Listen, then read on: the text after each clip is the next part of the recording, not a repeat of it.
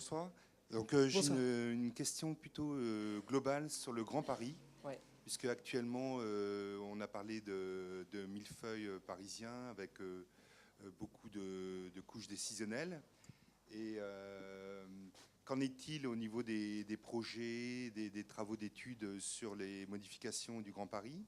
Ça, c'est la première question.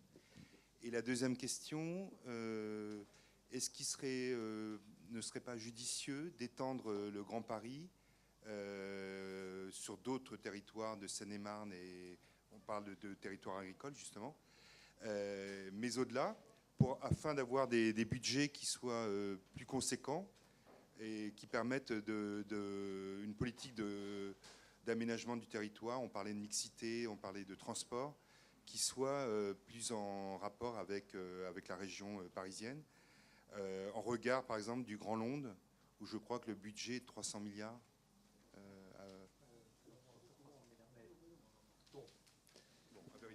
Quelques éléments, et peut-être que Didier, Jérôme, d'ailleurs, c'est des sujets sur lesquels vous avez beaucoup travaillé, Fadila peut-être aussi, mais je vous laisserai compléter.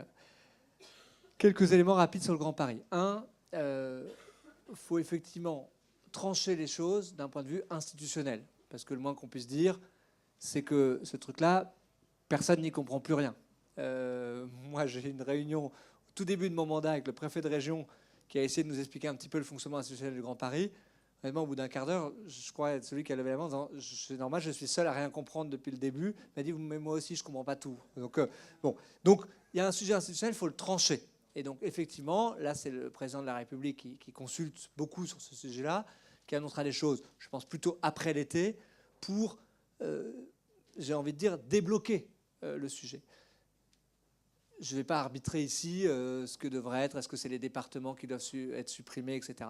Ce qui est certain, je dis un mot pour dire que ce système, avec un organe Grand Paris qui est un peu une coquille vide de moyens et de pouvoir, de fonds, c'est quelque chose qui fonctionne effectivement pas très bien. Donc, notamment dans la vision parisienne des choses, je pense qu'il faut qu'on arrive à ouvrir Paris, et c'est le deuxième point que je voudrais développer, en disant les solutions de nos problématiques parisiennes, elles passent par le Grand Paris. Et ça, il faut absolument l'assumer.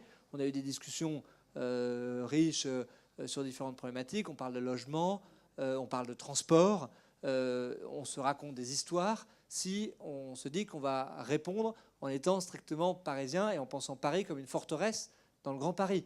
Évidemment, quand demain, avec le développement du Grand Paris Express, on va rapprocher aussi certains territoires du centre de Paris, les solutions en matière de logement, elles vont aussi passer par là.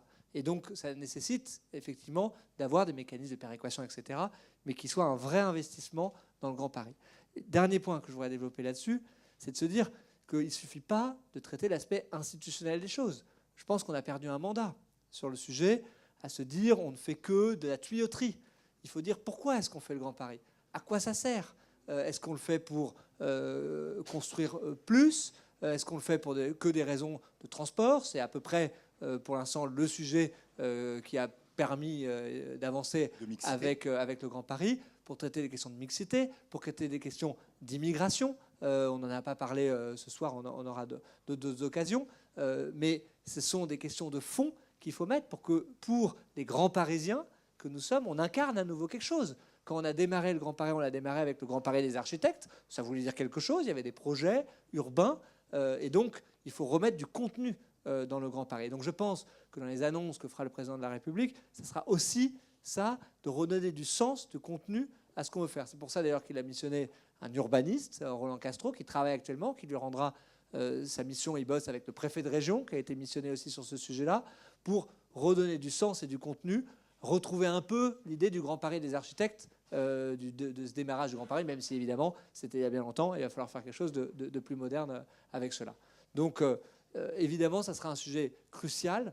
Je conclue simplement en disant que c'est probablement plusieurs points de croissance de PIB pour notre pays dans les années qui viennent. Donc c'est une locomotive pour le pays qui est complètement essentielle. Même si effectivement cela ne va pas nous amener à métropoliser notre société. On n'est ni une société que de métropole, ni une start-up nation. Je conteste un peu parfois ce terme-là. On est évidemment extrêmement divers sur l'ensemble de nos territoires. Je vais dire un mot de complément parce que je partage tout à fait ce que Stan a dit. En réalité, le Grand Paris, moi je suis très en colère sur cette affaire parce qu'on a perdu quasiment 10 ans. On a perdu 10 ans en palabres, en négociations, en essayant de sauvegarder les apparences et puis les postes d'élus, il faut bien le dire, hein, parce que ça s'est passé comme ça. On a fait 2 lois sur le Grand Paris, et les 2 lois qui devaient simplifier, clarifier, éliminer un certain nombre de strates de territoire ont été battues en brèche. En réalité, on en a ajouté. On a ajouté la MGP, ce qu'on appelle la métropole du Grand Paris, qui a aujourd'hui un budget de 45 à 50 millions d'euros. C'est rien. Zéro. Et on a exclu de la MGP des territoires essentiels comme Saclay. Le développement de Saclay est exclu de la MGP. L'aéroport de Roissy est exclu de la MGP. Donc on a fait un territoire complètement bâtard, qui ne fonctionne pas, sans aucun moyen, et qui a ajouté une strate, au lieu de simplifier, qui a complexifié l'organisation institutionnelle de l'Île-de-France. Alors, on en est là. Et pourtant, Stanislas l'a dit, on n'aura pas une croissance en France, n'arrivera pas à avoir une croissance de 2, voire plus de 2%, ce qui est la croissance nécessaire à la baisse du chômage, si on n'a pas en Île-de-France une croissance de 3 à 4%. Voilà, c'est mathématique. Quand vous regardez ce qui se passe dans les autres pays, le Grand Londres en est un bon exemple. Le Grand Londres fait 4%, 5% de croissance quand l'Angleterre en fait 3%. Bon. En Allemagne, c'est un peu différent parce que c'est un peu plus éclaté. Il n'y a pas vraiment de capitale économique. Berlin n'est pas la capitale économique. Mais en Espagne, c'est pareil. Les 2 grandes villes, Barcelone et Madrid, sont des villes qui font, quand ça marche bien, 3-4% de croissance pour tirer le pays. Et De Gaulle l'avait très bien compris, parce que quand il est arrivé en 1958, alors un peu plus tard, après son élection au suffrage universel, il a pris un hélicoptère, il a emmené Delouvrier, qui était un préfet qui était un peu sous-employé, comme ça arrive de temps en temps dans l'administration française, encore aujourd'hui. Mais Delouvrier était sous-employé. Ils ont survolé l'Île-de-France, à peu près le périmètre actuel, hein, avec plusieurs départements, parce qu'il y avait un certain nombre de départements qui n'existent plus aujourd'hui. Il y avait la Seine-et-Oise. Bon. Ils ont survolé l'Île-de-France et il a dit moi, il me faut de la croissance en France. L'Île-de-France, c'est la locomotive de la France. Et Delouvrier, vous allez mettre de l'ordre dans ce bordel. Bon, ben c'est ce qui s'est passé. C'est ce qui s'est passé parce que pendant des années, l'Île-de-France a été plus ou moins organisée. Aujourd'hui, on est avec 5 strates de collectivités locales. Enfin, c'est hallucinant. Et dans ces strates, vous avez des différences très fortes de budget. La ville de Paris fait 8 milliards d'euros. La région fait 4 milliards d'euros. Donc déjà, vous avez une différence. Et puis, la métropole du Grand Paris fait, je vous l'ai dit tout à l'heure, 50 millions d'euros, c'est-à-dire rien. Donc moi, je suis assez un peu désabusé là-dessus. J'espère que le président de la République va prendre ça à bras-le-corps et qu'en septembre ou en octobre, on aura une belle annonce de ce point de vue-là. Mais il faut simplifier. On ne va pas rester avec 5 strates de collectivités locales, ce n'est pas possible. Alors après, le choix, il lui appartiendra. Moi, je suis pour la suppression des départements, je le dis clairement, et la suppression de cette métropole du Grand Paris, qui est une métropole croupion, qui ne sert à rien aujourd'hui, avec 50 millions d'euros. Et je suis pour qu'on ait une équivalence du Grand Londres, c'est-à-dire à peu près la région. Vous avez raison, il ne faut pas écarter les départements limitrophes, comme la Seine-et-Marne, comme les Yvelines, comme le Val d'Oise.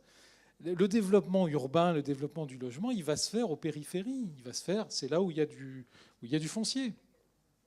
Paris, on a à peu près fini. Donc voilà. Donc on a ce débat au Conseil de Paris au mois de juillet. Bon, on fera entendre notre voix qui ira dans le sens de la majorité, évidemment, présidentielle.